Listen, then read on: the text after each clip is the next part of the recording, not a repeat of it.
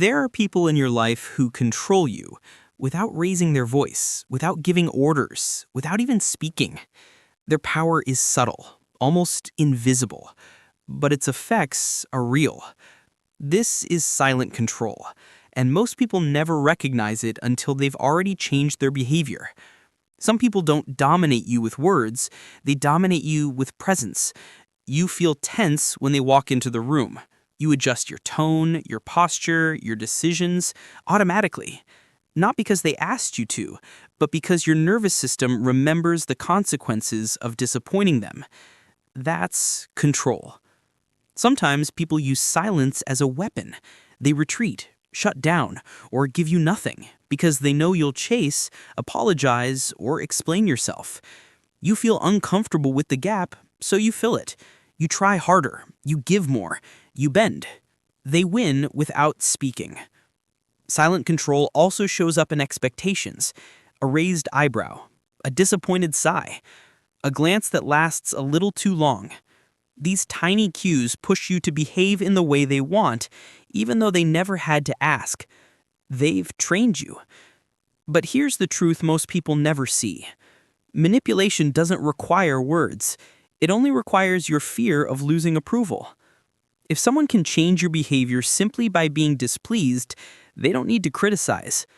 If they can make you anxious just by going quiet, they don't need to argue. If you adjust yourself constantly to stay in their good graces, they don't need to control you actively, you're doing the work for them. This is how silent controllers operate. They create a subtle imbalance in the relationship.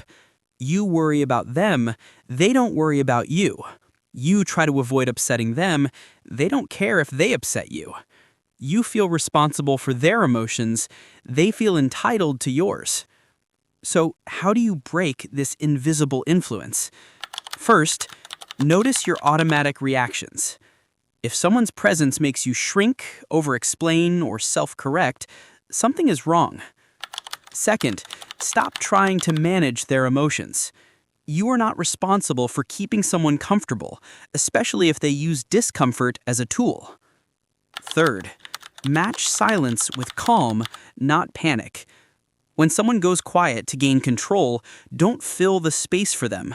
Let it sit. Let them speak when they're ready. You'll quickly see how much of their power was based on your reaction. Fourth, reclaim your identity. People can only control you quietly when you're afraid of losing them, their approval, or the image they have of you. But when you decide that your peace, your boundaries, and your self-respect matter more, their silent influence fades. Their glances stop affecting you. Their silence stops scaring you. Their disappointment stops shaping you. And that's when something powerful happens. You become unmanipulatable. Because real strength isn't loud. It's not aggressive. It's not about winning arguments. It's about staying centered even when someone tries to control you without a single word. You can't stop people from trying to influence you, but you can stop reacting in the ways that give them power. And when you do, they lose the quiet control they've always had. You reclaim your mind. You reclaim your choices. You reclaim yourself.